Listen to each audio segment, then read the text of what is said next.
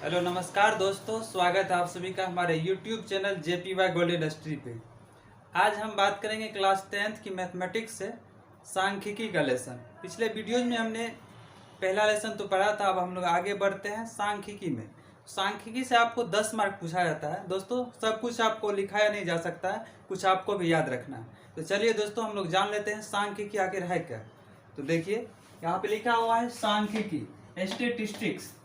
तो आपको पता नहीं है तो जान लीजिए, सांख्यिकी विज्ञान की वह शाखा है जिसमें आंकड़ों का वर्गीकरण, प्रस्तुतिकरण, विश्लेषण एवं व्याख्या की जाती है। वही क्या कहलाता है? सांख्यिकी। चलिए दोस्तों, इसमें हम आगे बढ़ते हैं।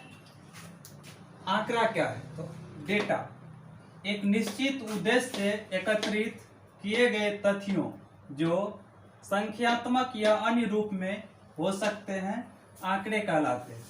एक निश्चित उद्देश्य से एकत्रित किए गए तथ्यों जो संख्यात्मक या अन्य रूप में हो सकते हैं, आंकड़े कहलाते हैं।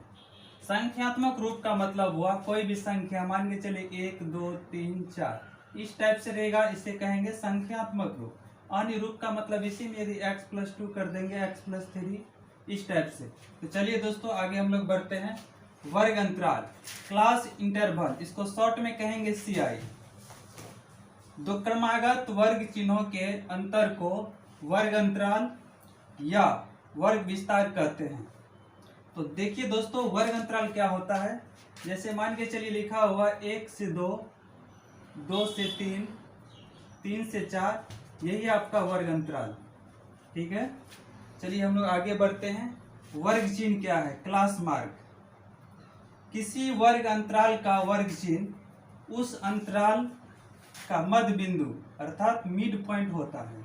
तो चलिए दोस्तों, यहाँ समझते हैं कि वर्ग चिन्ह क्या है। कहता है किसी वर्ग अंतराल का वर्ग चिन्ह उस अंतराल का मध्य बिंदु होता है।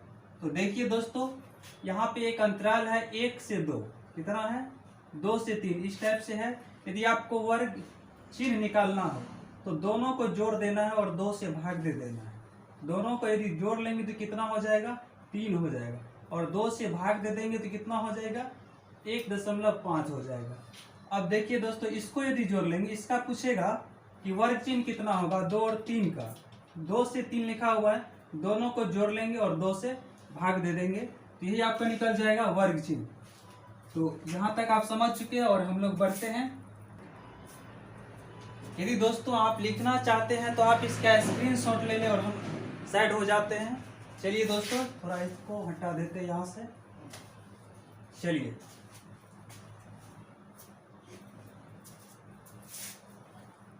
वर्ग चिन्ह यानी अर्थात में लिखा हुआ वर्ग चिन्ह बराबर क्या होता है? ऊपरी सीमा प्लस निम्न सीमा बटे 2।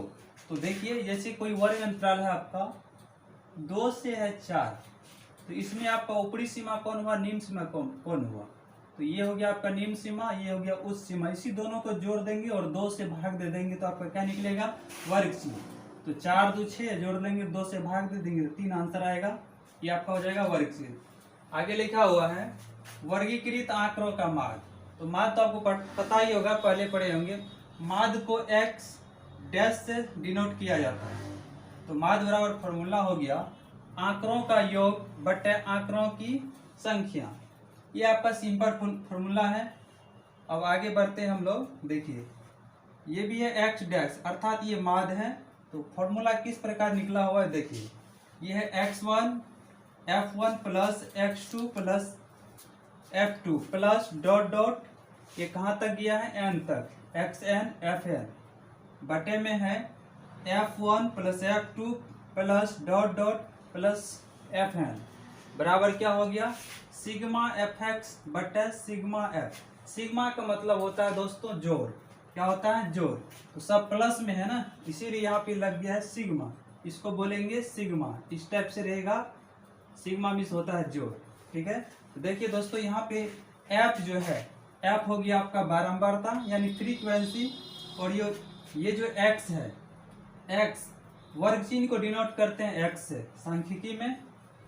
और ये जो आपका f है, नीचे वाला जो f है, ये कुल बारंबारताओं का योग है।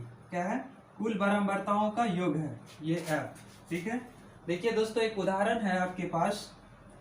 कि प्रथम 5 पूर्ण संख्याओं का माध्य क्या होगा। ये सवाल आपको कई बार पूछा गया है बिहार बोर्ड में। तो देखिए दोस्तों, आपके पास ऑप्शन है 1, 3, 4, 2। कौन सा ऑप्शन होगा? तो उसके लिए आपको क्या करना है, सूत्र याद तो होगा ही कि माध्य बराबर क्या होता है, आंकड़ों का योग बटा आंकड़ों की संख्या। तो कुछ नहीं करेंगे, बस उसी फॉर्मूला पे इसको सेट कर देना है। तो देखिए दोस्तों,